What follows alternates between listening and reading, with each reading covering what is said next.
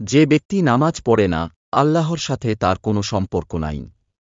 আপনি কোনো কিছু চাচ্ছেন, সেজদায় পড়ে আত্মসমর্পণ করেই চাইবেন।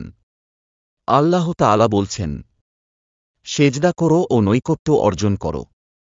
আল্লাহ তাআলা আমাদের কুরআনে জানিয়ে দিয়েছেন, আমরা কিভাবে তাঁর নৈকট্য লাভ করব।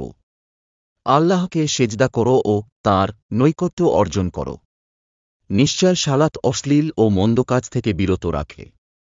নবী সালাল্লাহু আলাইহি ওয়াসাল্লাম বলেন, যে ব্যক্তি নামাজ পরিত্যাগ করবে, সে কুফরি করবে। নামাজ না পড়লে মানুষ কুফরিতে লিপ্ত হয়। যে ব্যক্তি নামাজকে অস্বীকার করবে, ফরজ নামাজকে অস্বীকার করে সে কুফরিতে চলে যায়। উম্মে আয়মান রাদিয়াল্লাহু আনহু থেকে বর্ণিত, তিনি বলেন, রাসূলুল্লাহ সাল্লাল্লাহু আলাইহি ওয়াসাল্লাম বলেছেন, ইচ্ছাকৃতভাবে কখনো নামাজ ছেড়ে দিবে না। কেননা যে ব্যক্তি ইচ্ছাকৃতভাবে নামাজ ছেড়ে দেয়, তার থেকে আল্লাহ ও তাঁর রাসূলের জিম্মাদারি মুক্ত হয়ে যায়।